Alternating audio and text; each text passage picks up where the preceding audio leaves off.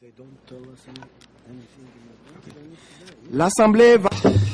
Assembly will hear an address by His Excellency, Mr. Robert Mugabe, President of the Republic of Zimbabwe. I request protocol to escort His Excellency.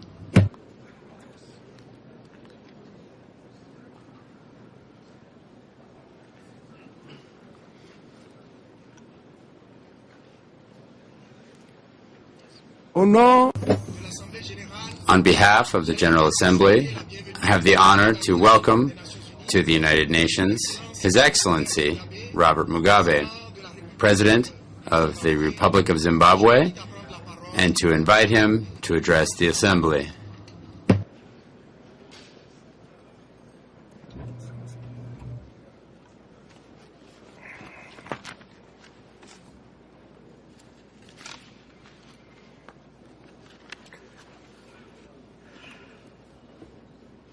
Mr. President, Your Excellencies, distinguished delegates, ladies and gentlemen, comrades and friends, I would like to take this opportunity to congratulate you on your election as President of the 66th session of the General Assembly. My delegation is confident that under your able leadership, the General Assembly will successfully address the pressing issues on the agenda of the current session.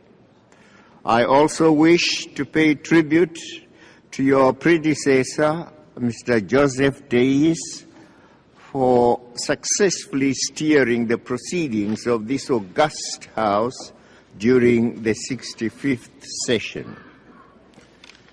Mr. President, I wish to congratulate the Secretary General, Mr. Ban Ki-moon, on his re-election for a second term.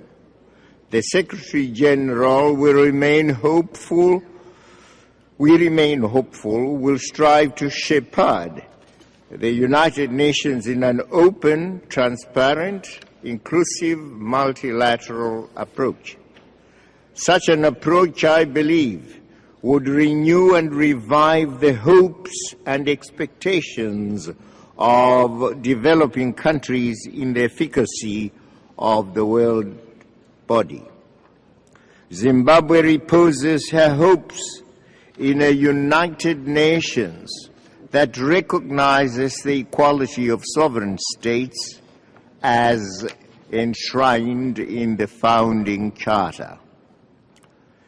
Mr. President, I want to express my heartfelt congratulations to the Republic of South Sudan on its attainment of independence and its subsequent admission as the 193rd member of the United Nations family.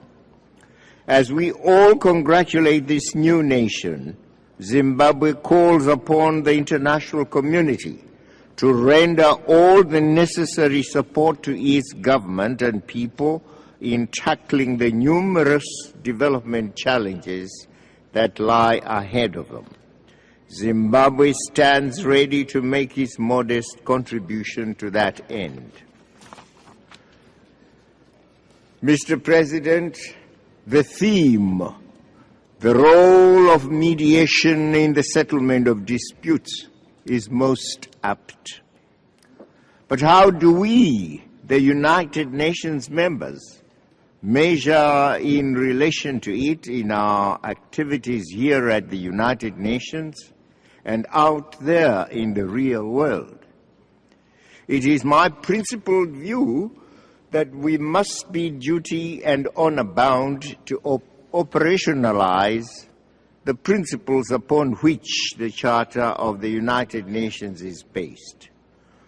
We must not be guilty of manipulating the Charter to serve our particular or sectional designs and ambitions.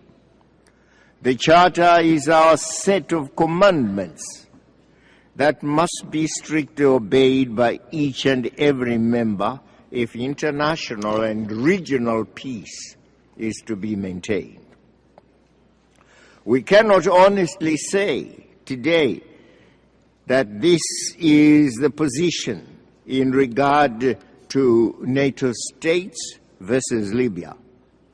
Whatever political disturbances might have first occurred in Benghazi, the process of mediation and peaceful negotiations was never given full play.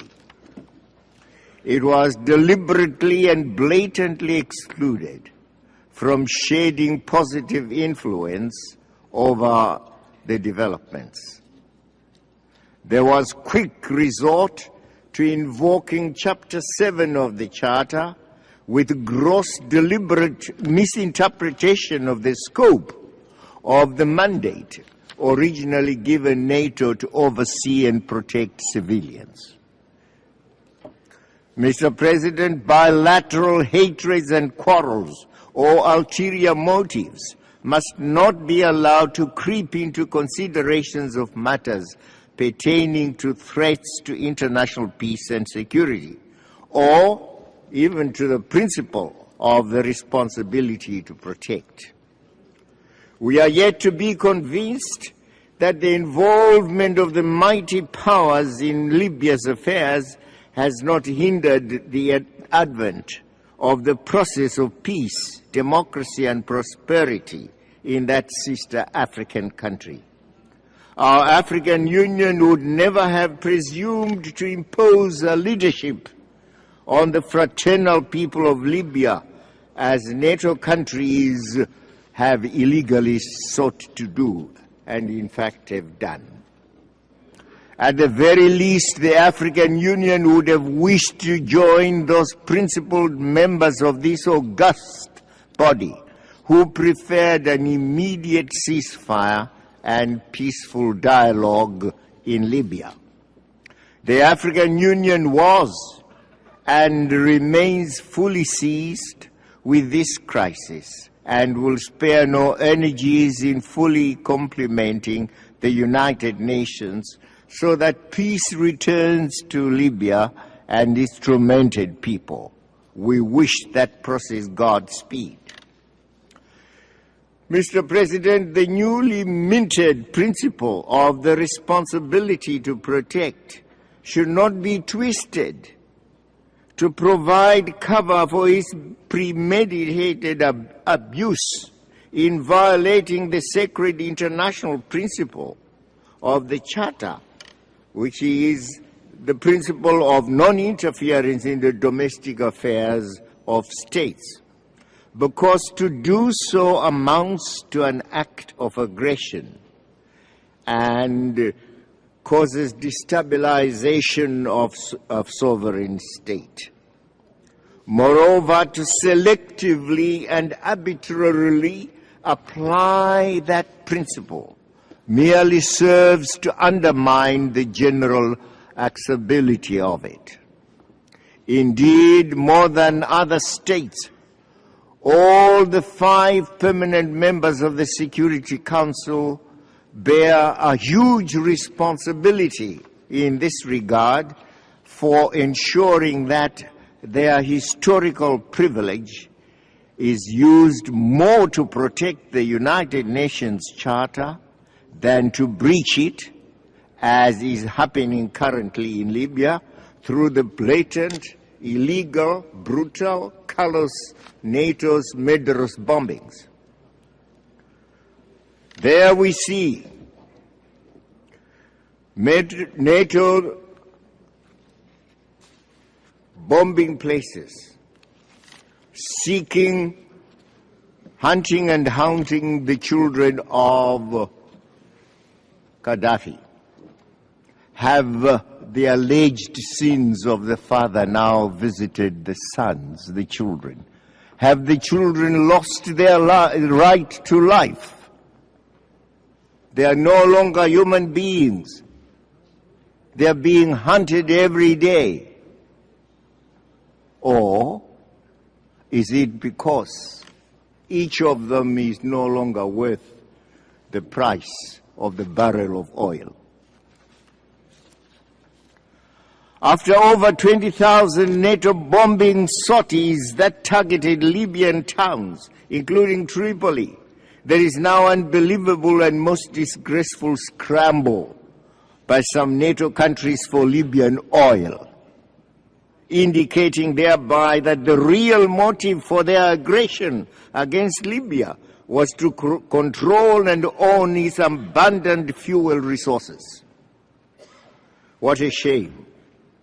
Yesterday it was Iraq, and Bush and Blair were the liars and aggressors, as they made unfounded allegations of possessions of weapons of mass destruction. This time it is the NATO countries, the liars and aggressors, as they make similarly unfounded allegations of destruction of civilian lives by Gaddafi. Mr. President, when we in Zimbabwe sought to redress the ills of colonialism and racism by fully acquiring our natural resources, mainly our land and minerals, we were and still are subjected to unparalleled vilification and pernicious economic sanctions. The false reasons lies again, alleged being violations of the rule of law, human rights and democracy, which never were the truth. My people have condemned these illegal sanctions, and recently over 2 million signatures of protesters have demonstrated their antipathy to them. We thank SADC and the African Union for supporting us and demanding the immediate removal of the illegal sanctions.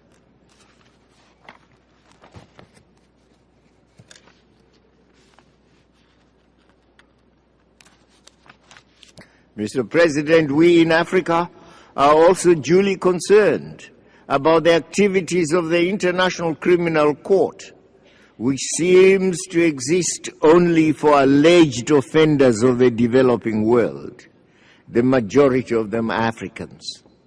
The leaders of the powerful Western states guilty of international crime like Bush and Blair are routinely given the blind eye. Such selective justice has eroded the credibility of the ICC on the African continent. Mr. President, my country continues to work with others for a revitalized General Assembly. However, our ambitions extend to the need to reform the Security Council as well.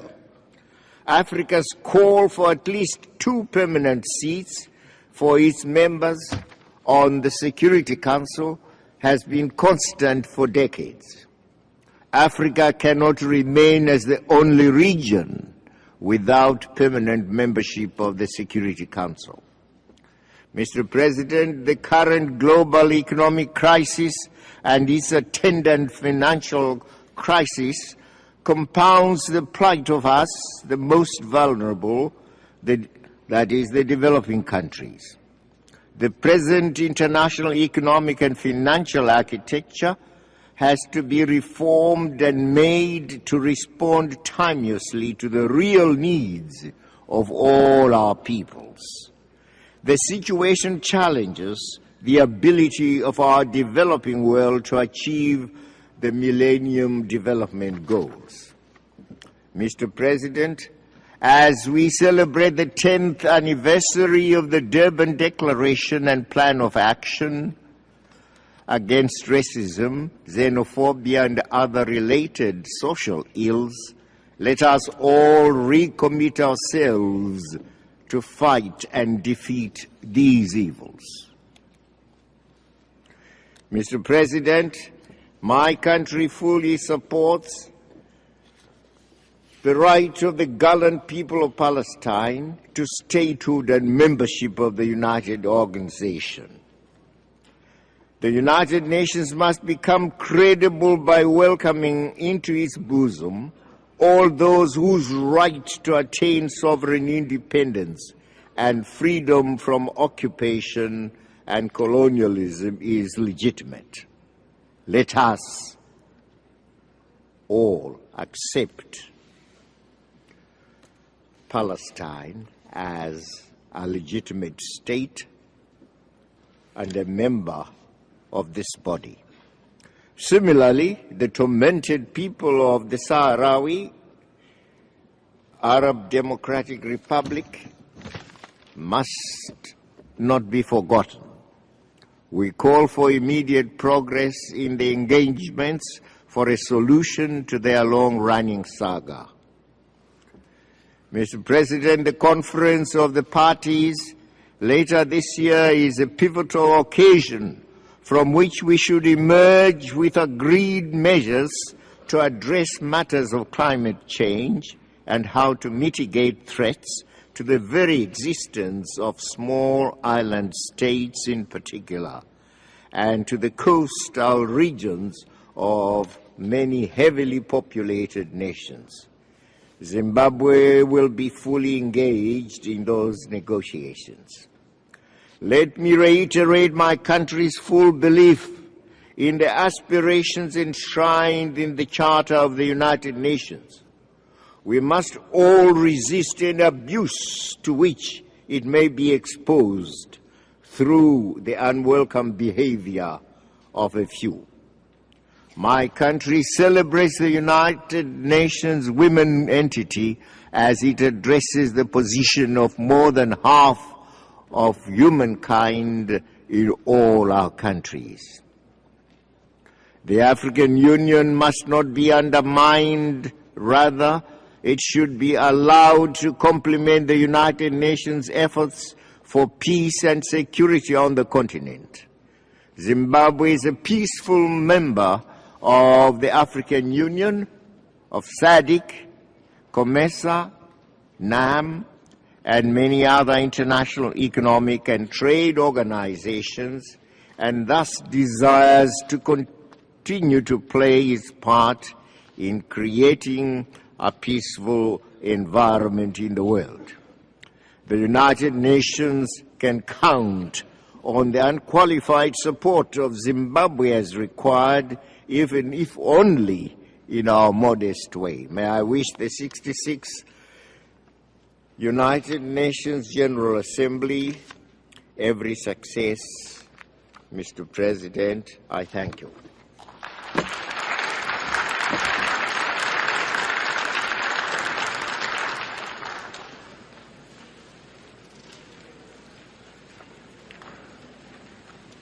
Au nom de l'Assemblée générale.